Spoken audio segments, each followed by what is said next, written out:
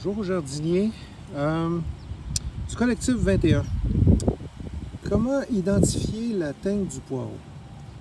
La teigne du poireau, c'est un papillon de nuit qui vient pondre ses œufs dans les plants d'ail, comme ça, dans les plants aussi du poireau, cette grande famille-là, dont fait partie l'oignon, etc. Donc, ici, on a beaucoup d'ail au collectif. On a 5000 bulbes d'ail cette année. Donc, il faut suivre l'évolution de cet insecte ravageur-là. Il faut juste en être conscient. À date, on n'a pas de problème.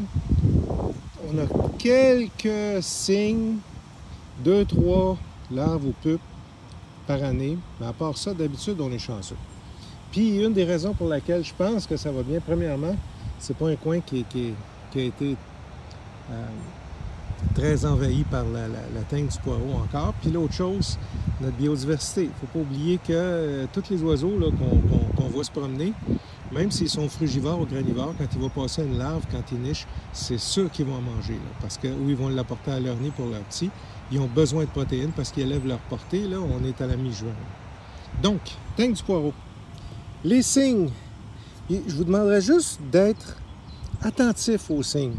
Là, je suis dans la grande talle d'ail, dans la grosse parcelle qui a 3800 bulbes. Regardez, on voit les dommages sur les feuilles. Ça ressemble à ça. Il y a un petit trou juste là. Puis, on voit que ça a fait comme un petit tunnel dans la feuille ici. L'autre feuille en dessous, elle a été touchée. On va faire le focus. Elle a été touchée aussi, puis on voit qu'elle a plié. Il y a probablement une petite larve à l'intérieur ici. Okay? Là, je suis avec mon appareil photo, mon sel, là, fait que c'est pas évident. Fait que quand on le voit, c'est important de l'identifier. Ce qu'on fait simplement, c'est que on l'élimine comme ça. On élimine la larve ou la pupe. La pupe, là, c'est comme un petit cocon. Vous allez voir. Ce qui arrive, c'est que cet insecte ravageur-là, il se ramasse là. Puis après ça, il rentre dans la tige, puis il peut briser notre bulbe d'ail. Fait que, il a même été un petit peu dans la fleur ici. Là, je ne sais pas si vous voyez, là, mais la fleur a été grignotée, une petite affaire au bout. Donc, ce qu'on fait, là, c'est juste un petit dépistage, sans virer fou, mais quand on se promène dans l'ail comme ça, fait juste regarder rapidement s'il n'y aurait pas des dommages aux feuilles.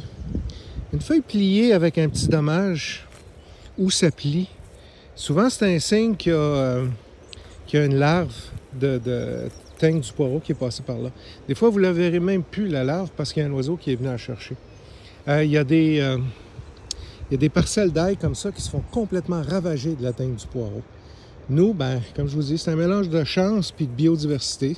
C'est la raison pour laquelle vous nous voyez planter autant de fleurs, puis, tu sais, de plus en plus améliorer la biodiversité végétale, puis après ça, animale, hein, les oiseaux, puis tout ça, les insectes viennent. Il y a des insectes aussi qui nous aident. Les guêpes parasitoïdes viennent chercher les teignes du poireau aussi, les larves. Là.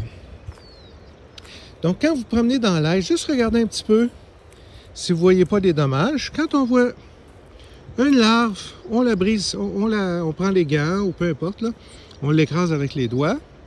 Mais surtout, si vous en voyez beaucoup, là, ça serait le fun que vous nous le disiez parce que, là, on va faire une inspection plus serrée.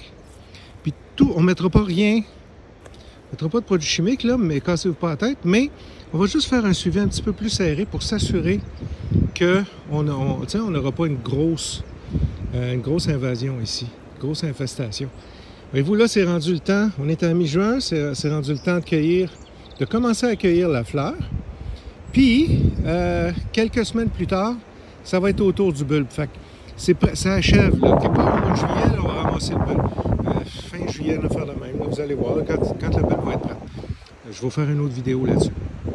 Fait que c'est juste les suivis. Ça, on a planté ça l'automne passé. Fait que c'est les suivis de fin de saison qu'on fait pour s'assurer que la récolte va être, on l'espère, toujours belle.